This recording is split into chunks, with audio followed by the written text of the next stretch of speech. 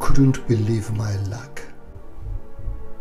I was looking for some ornaments in the back room of the archive section at the National Library when I came across something that looked very old. It was an ancient manuscript. Covered in dust, it was impossible to tell what the original color was.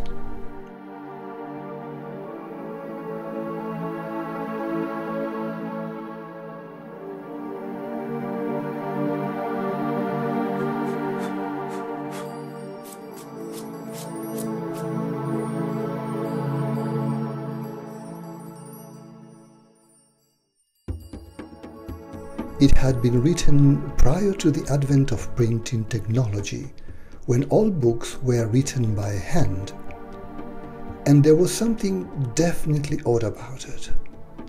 It had no author, no date, and no information regarding who may have been responsible for its contents. I soon realized that the book was a compilation of chronicles gathered through millennia. At least 20 generations lived and died between the first and the last entry. But what was perhaps more astonishing was that some of its contents were so conceptually similar to what we see today in modern research. It was a great opportunity for me to combine the wisdom of the ancient with modern studies on relationships. And so, my quest began.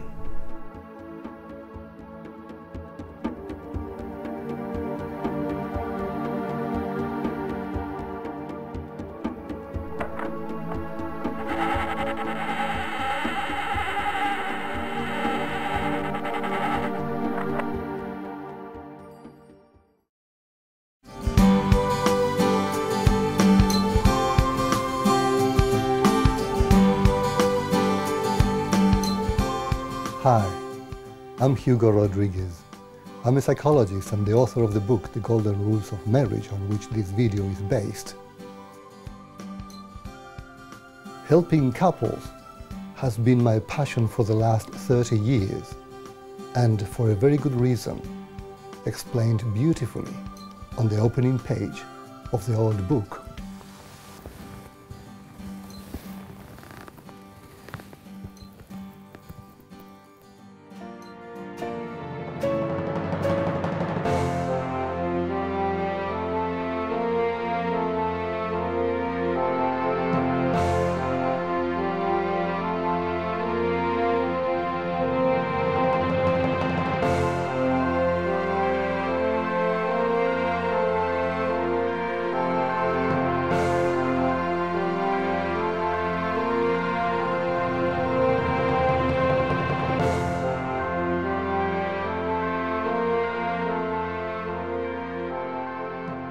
The 7 shining paths mentioned in the old script are similar to what it is now referred to as the factors that bring satisfaction to people's lives.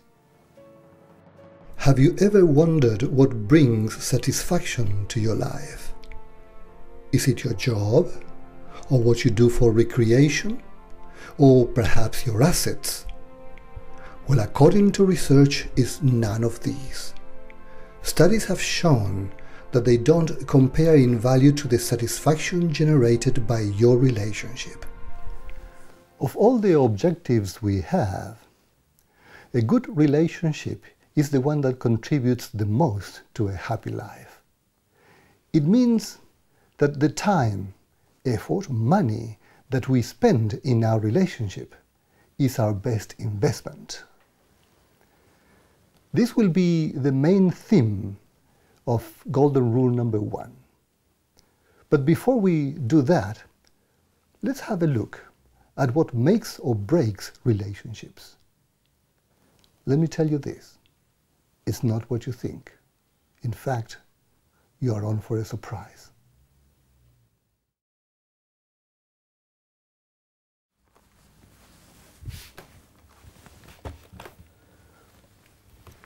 This may seem an unlikely place to see why relationships fail, but it is very appropriate.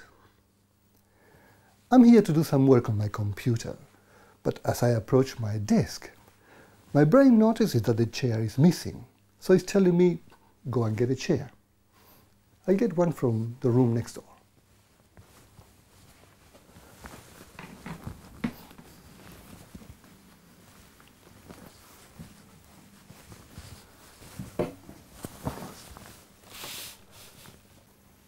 Believe it or not, I have just demonstrated a main reason why relationships have problems. Let me explain. My brain, like yours, is essentially a goal-achieving machinery. The moment I want something, it goes to work to try to get it. That's why we have thoughts and ideas and why we make plans and develop strategies about what we want to achieve. We function to accomplish specific goals, and that was the reason why the moment my brain found out that there was no chair, it developed a thought and a simple plan: get a chair from the other room. Now, here is the interesting part. Replace the word chair with the word problems and see what happens. Now, my brain is telling me, you need to work on a problem, but what happens if I don't have a problem? You guessed it. My brain needs to create one. If you want to sit down, you need a chair, and if you don't have a chair, you get one. If you want to work on a problem, you need a problem, and if you don't have one, you are compelled to look for one. This is a major reason why relationships don't function as they should. People believe too eagerly that they should try to solve problems, those that occur when living together, without realizing that in doing so, they are unwittingly creating them. The answer is a lot simpler and far more effective, as I discovered a long time ago.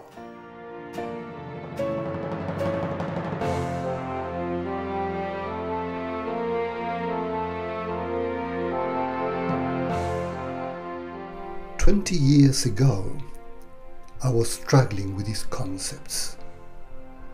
This was the time when I was conducting research on effective thinking and mind power at Macquarie University, and I noticed that what marriage counselors were doing during their sessions with their clients seemed to contravene one of the main principles of effective thinking.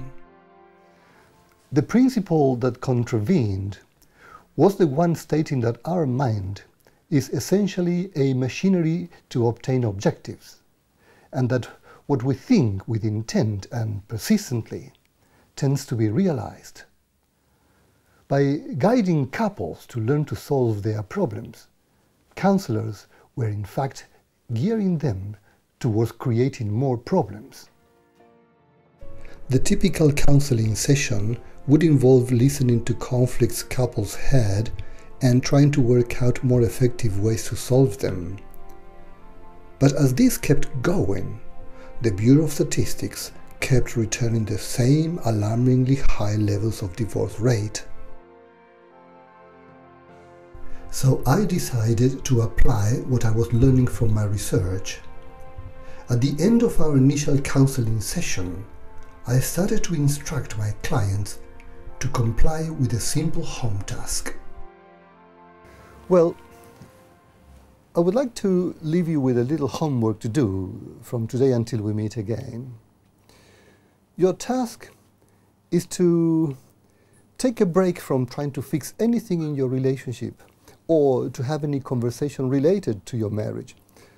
Focus instead on having pleasant, fun, productive activities together, or simply being together in peace. Okay, we're going to close our session here for today.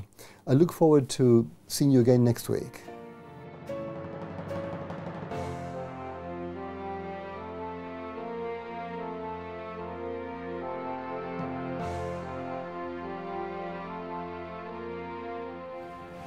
It was instant success.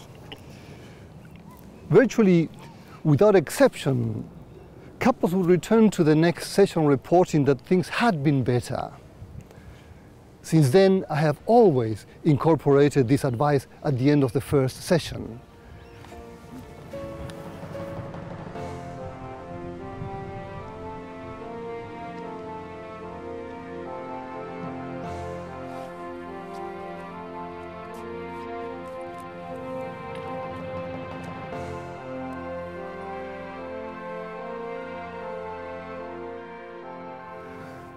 Couples, however, tended to complain that not being allowed to talk about their problems made them feel as if they were having some kind of a truce. They would say, we didn't talk about our problems, but we still thought about them. We still feel frustrated and upset. It feels, they said, as if we were sweeping our problems under the carpet.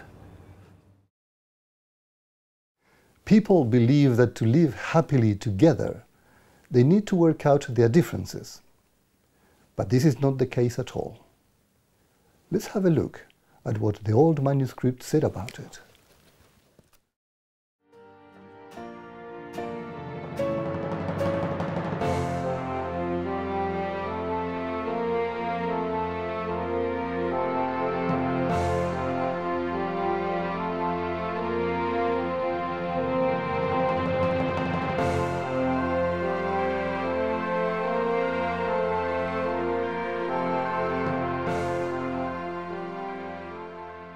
I often explain to my clients that it is their differences what brought them together in the first place, and that it is their differences that keep them together. You cannot be any more different than one being a man and the other one a woman. As you know, one of you came from Mars and the other from Venus. And because you are different, you obviously do different things. There is a joke that I once heard that reflects this very well. Marriage is when a man and a woman become as one.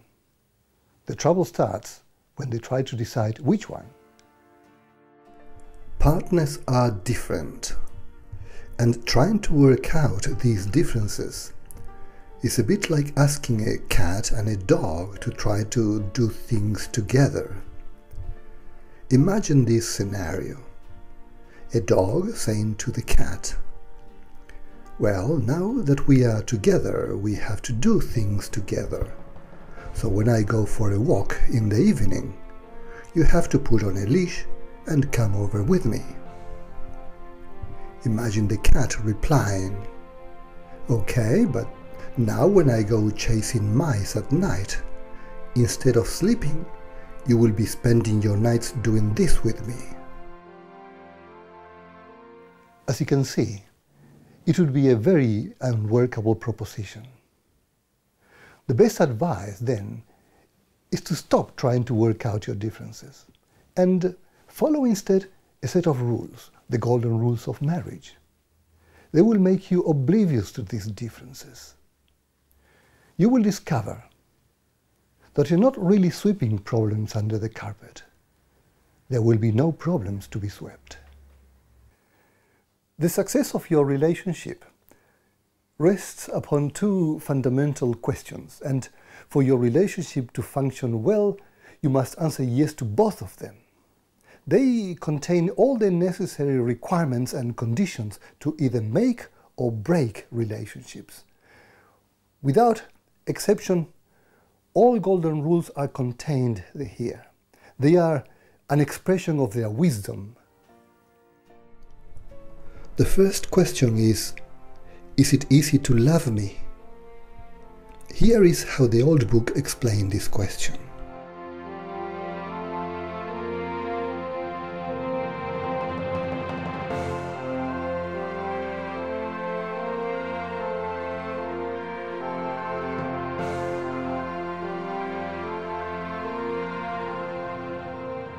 This couple is in love. They cannot keep their eyes off each other, and they enjoy being together. Kissing, holding hands, feeling the warmth of each other's bodies, it all feels good. They have a natural physical connection. They have chemistry. This first question refers to this natural attraction, the chemistry bonding that exists between partners, and which forms the biological basis of your relationship. You cannot have a functional relationship unless this chemistry is compatible. Well, you could, but your relationship will be a difficult one. The more natural and genuine this attraction, the easier it is to have a happy marriage, and the less effort is required to deal with difficulties. Basically, the question, "Is it easy to love me?" refers to how easy it is for you and your partner to enjoy touching, kissing, cuddling, having sex, that is, making love.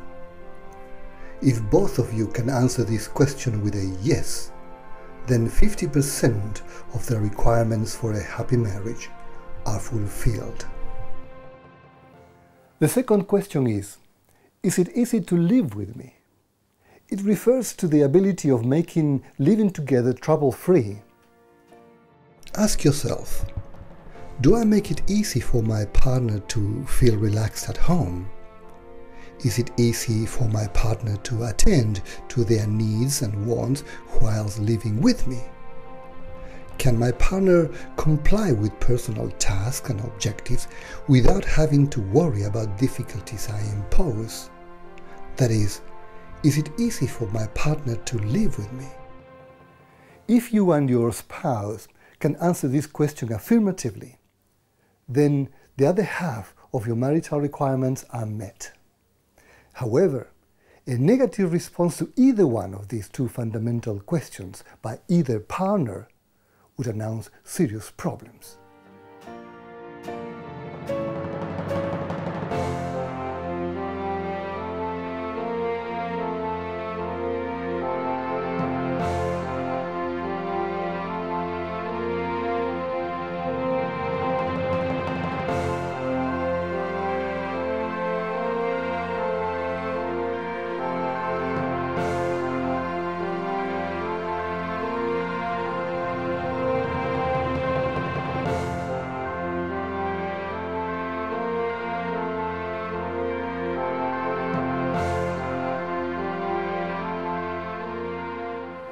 Think of the golden rules of marriage as a methodology, an instruction manual that tells you the know-how to make the seemingly difficult task of living together happily into an easier and more rewarding task.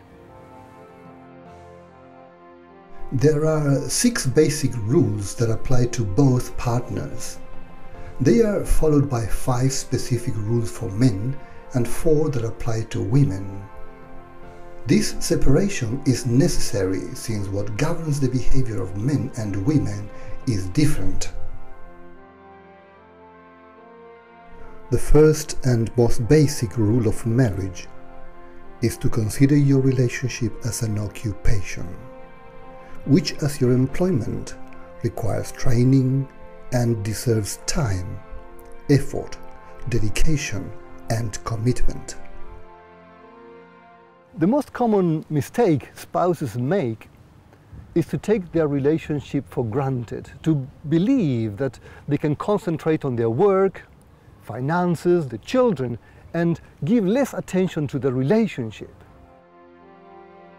This is a malady of epidemic proportions and a major reason for the high rate of divorce.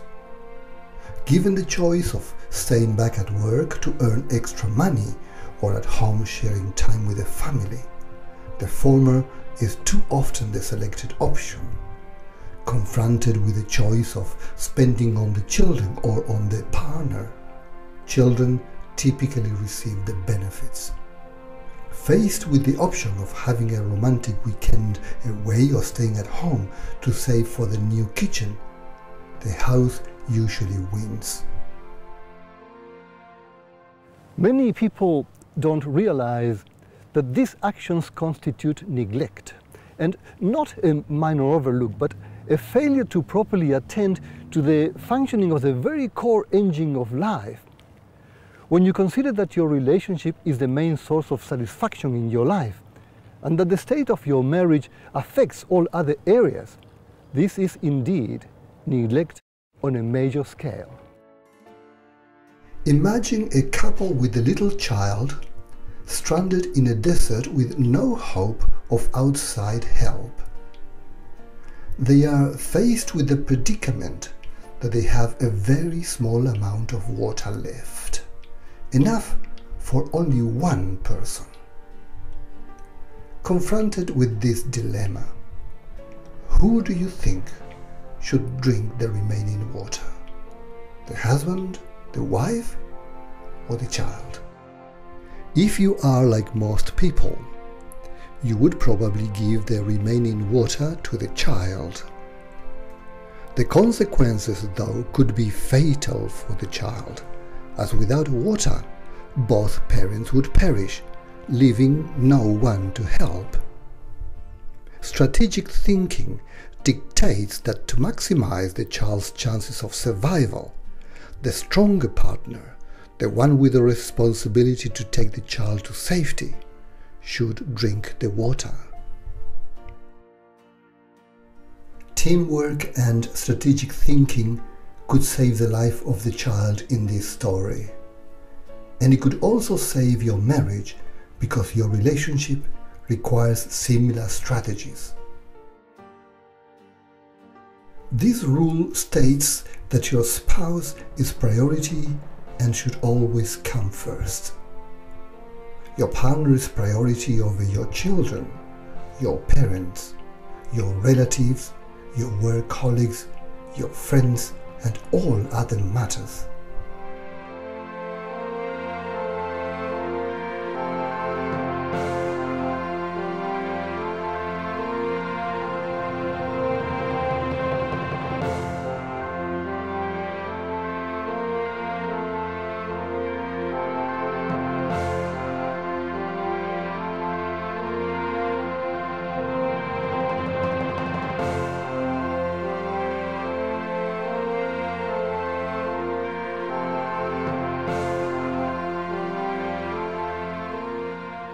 The next golden rule I want to tell you about is very interesting.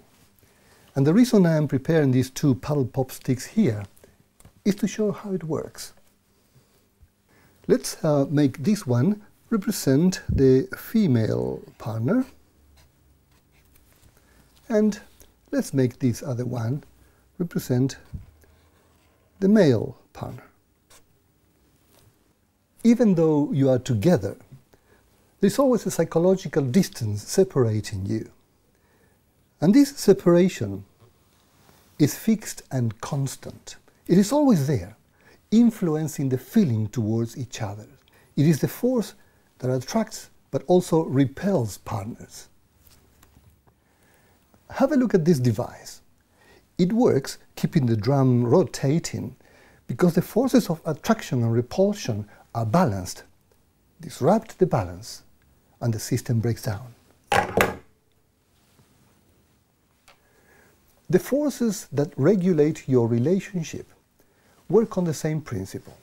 When the natural psychological space between the two of you is violated, the balance breaks down, making you feel either unduly clingy or too detached, causing problems.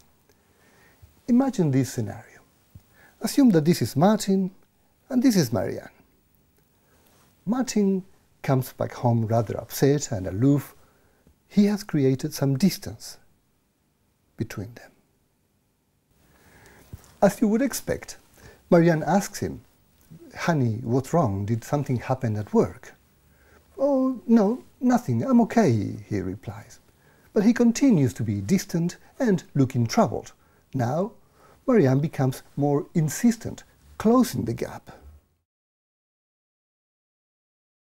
"Come on, honey, tell me what's wrong," only to meet with silence and Martin becoming more reclusive, widening the gap again. But Marianne insists. "Sweetheart, I'm your wife, why don't you talk to me? What's bothering you?" Invading more the psychological distance, breaking the balance, and causing Martin to move further away.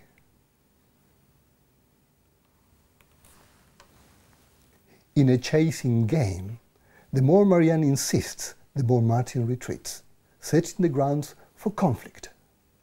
This rule teaches how to make use of the natural forces of repulsion and attraction to make relationships more relaxed and functional. In the case of Martin and Marianne, it would be more advisable that Marianne does not press Martin for an answer. As he moves away into his aloofness, because the psychological distance is fixed, in time Martin will feel the pull and will close that distance. He would be then the one approaching Marianne. By staying her ground, Marianne would have avoided a very preventable conflict.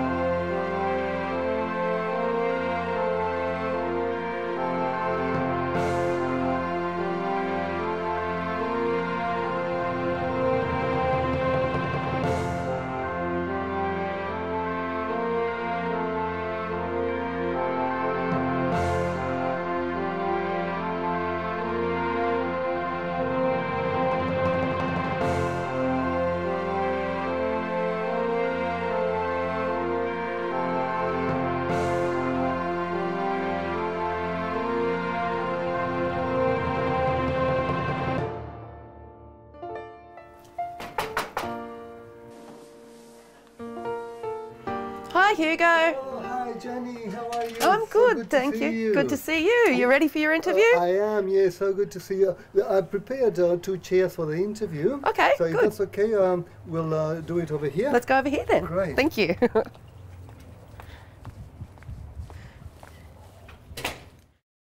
So Hugo, of all the golden rules, which one would you say is the most important? I'm glad that you're asking me this question. It gives me the opportunity to talk about a topic that really fascinates me, the power of thinking. The most important golden rule is rule number 4, and refers to the power that our thoughts have in our relationships. Have a look at how the old manuscript referred to this rule.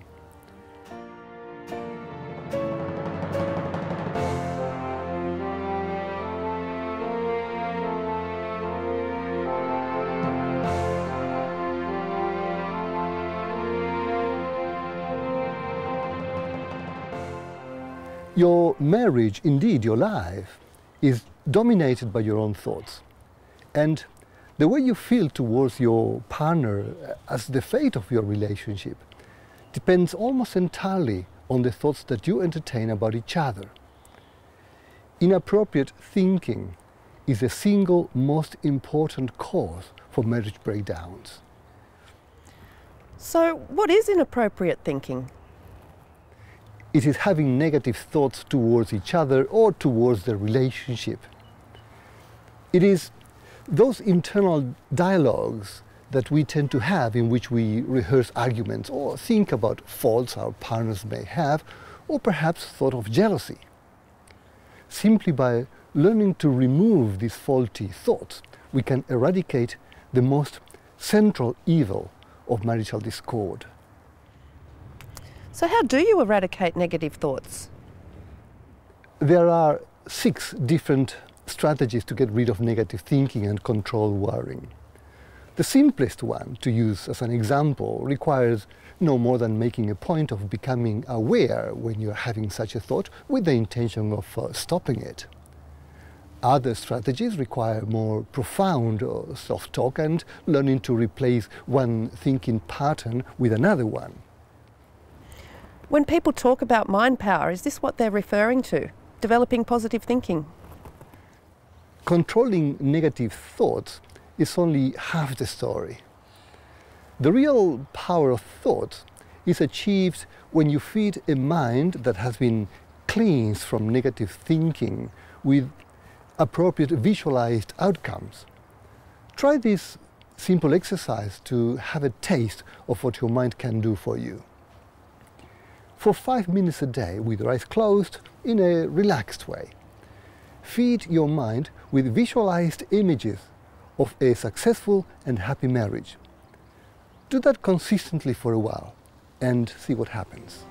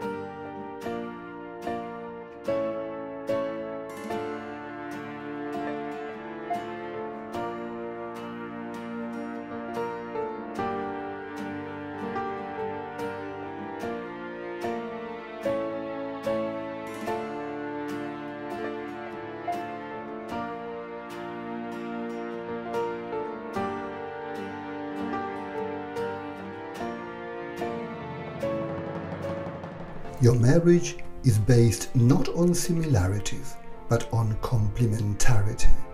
It is an interrelation of reciprocity, whereby one supplements the other. The natural differences that exist between you are the very force that attracts you together, and it is a mistaken belief that you are better matched when you have similar interests. Nature imposes gender trends, and the contributions and responsibilities of men and women to their relationship are different and deserve distinct consideration. That's why some of the golden rules apply differently to men and women. Men, be advised. If you want a peaceful home atmosphere where you can attend to your personal matters easily, have an understanding, accepting and accommodating wife, or if you want to eliminate the most corroding of all female mannerisms, whinging, it is in your interest to pay attention to this.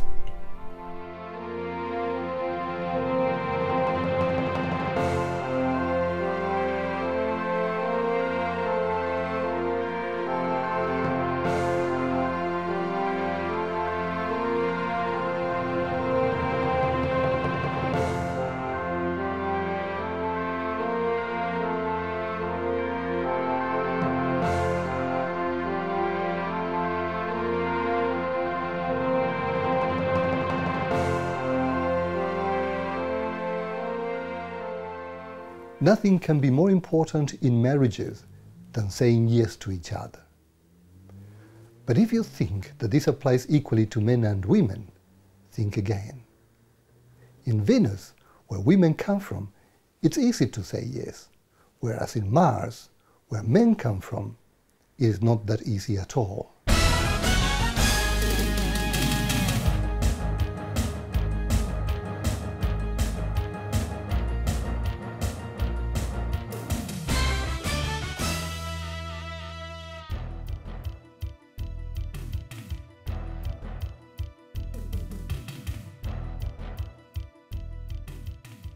Hey, would you look at that?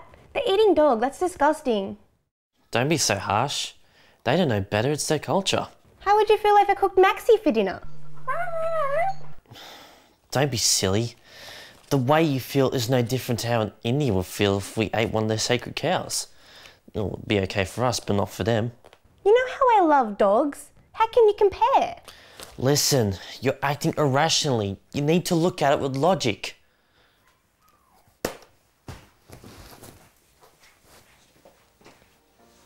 This is a major reason that conflict arises.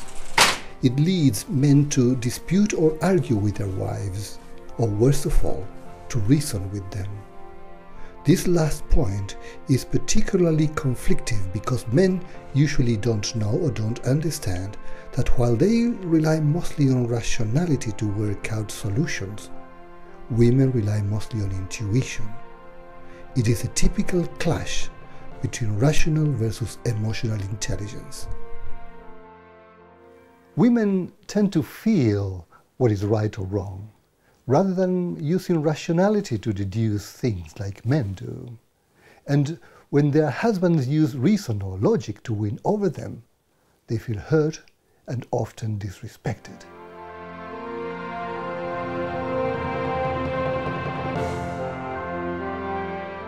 For all these reasons, the first and most important rule for men is to learn to say yes to their wives and to avoid disputing, arguing, or contradicting them. If you think that you are getting an unfair deal, don't. What matters in marriages is what works, not what is fair or unfair. Follow this rule, and you will be pleased with the results. For women, it is different. Let's see how the old manuscript referred to what is the most important rule for women.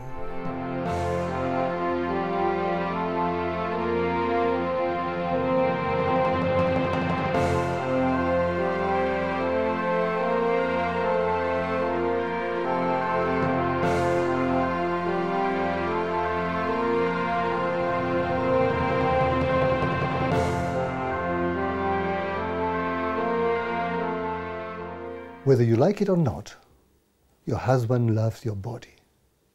Your mind comes second. The primary female rule and the most important contribution to your relationship is to keep yourself attractive and desirable to your husband.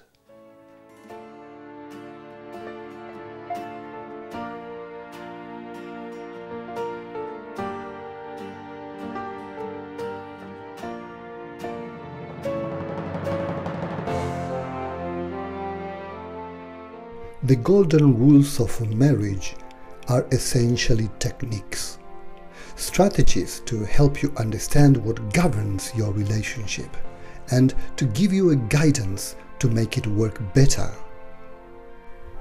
They are also important from the evolutionary point of view because monogamy is a very new development in the evolution of humans. When looking into the big picture of life, we can see that monogamy is a new and rare occurrence. 98% or more of all animal species are polygamists, and only a small proportion of the remaining 2% are purely monogamous for life. Birds appear to be at the top of the list. It should then be of no surprise that our marriage institution is still finding its feet on the ground. We can certainly do with a little bit of extra help.